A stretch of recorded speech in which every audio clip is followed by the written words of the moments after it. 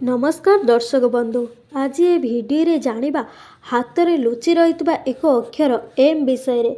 हाथ रेखा मानकरे केतेक सत्य लुचि रही थाए ताहा आमे माने जानी न थाउ, किंतु ताहार महत्व बहुत अधिक रही थाए। आगुरु टीवी मानकरे देखिथिबे कि स्त्री मानकर हाथर रेखा को देखि लोक माने तांकर पतिଙ୍କ विषय रे कहि देई थांती, अर्थात हाथर किछि रेखा एपरी हुई थाए जहा आमको कौनसी अक्षर परी देखा जाई थाए। तेबे आजी मु आपनको कहिबाकू जाउछि एपरी एक अक्षर जहाको इंग्राजी रे एम कहा जाए। ताहा विषय रे जदि एम अक्षर काहार हाथरे पापुली रे देखा जाइछि तो ताहा आपनक भाग्य उपरे कौन प्रभाव पकाई थाए।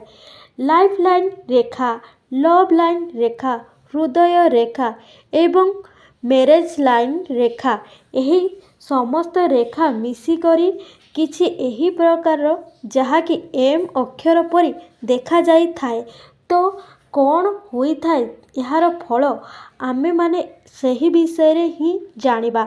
सेथिपाई भिडियोटी को शेष पर्यंत निश्चित देखंतु। ता पूर्व भिडियोटी को गोटे लाइक एवं सब्सक्राइब कर दियंतु। जो व्यक्ति हाथ पापुली रे एम चिन्ह देखा जाई थाए से माने बहुत बुद्धिमान होइथांती। ता सहित कौनसी व्यवसाय रे भलो पार्टनर मध्य होइथांती। जदि आपण काहाको भलो पाउ थांती एवं जदि तांको हाथ रे एम रेखा रही अछि तो आपण तांको बिल्कुल मिछ कहि परिबे नाही, कारण सेमाने जेकोसी मिछ को सहजरे ही धरी देई थांती। एमाने मनर कथा को सहजरे धरी देई थांती। स्त्री कि पुरुष दुहींक मध्यरु काहा हाथ रे भी एही एम साइज रो रेखा थिले दुई जनकर उच्च कोटीर पार्टनर होई थांती। दुहींकर वैवाहिक जीवन सुखमय रही थाए। जदि आपणक हाथ रे एही चिन्ह रही अछि, विश्वास करंतु आपण बहुत लकी अटंती। एपरी लोक कौनसी समस्या को सहजरे ही समाधान करिवार अद्भुत क्षमता रखी थांती। बहुत भाग्यशाली होई थांती, बहुत साहसी होई थांती। एक पौराणिक मान्यता अनुसार एपरी व्यक्ति को भगवानंकर विशेष से प्रायतः प्रत्येक क्षेत्र रे सफल होई थांती एवं उच्चकोटीर भाग्य संपन्न होई थांती। एपरिकी कहा जाई थाए कि जेउ मानकर हाथ रे एही एम अक्षर चिन्ह रही थाए सेही व्यक्ति भगवानंकर बहुत प्रिय होई थांती। भगवान सेमानंकर प्रार्थना बहुत शीघ्र शुणी थांती। एमाने जदि काहा पाई किछि प्रार्थना करि थांती तो तांकर प्रार्थना अति शीघ्र ही पूरण होई थाए एवं एमानंकर मुहरु काहा पाई अभिशाप भी बाहरी थाए तो ताहा मध्य घटिबार संभावना रही थाए। एहीपरि व्यक्तिंकर एक दुर्लभ गुण रही थाए भी यह अटे कि एमाने जहा साथी रे भी मित्रता रखी थांती तांकर मध्य भलो भाग्य चमकी उठी थाए।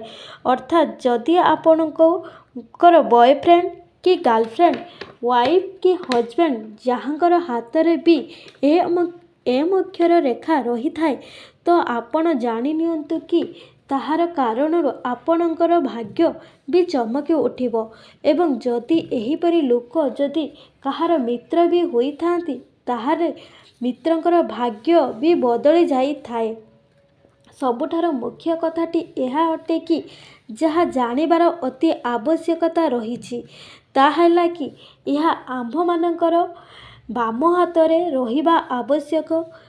कहिबार अर्थ यह कि जदि डाहाण हाथ रे समस्त कार्य करुछंती तो ताहा बाम हाथ रे रहिले अति भलो होई थाए एवं जदि आपण बाम हाथ रे समस्त कार्य करिथांती तो सही एम चिन्हटी बाम हाथ रे रहिले सेते लाभकारी होई न थाए। सेहीपरि डाहाण हाथ रे रहिबा द्वारा लाभ मिली थाए।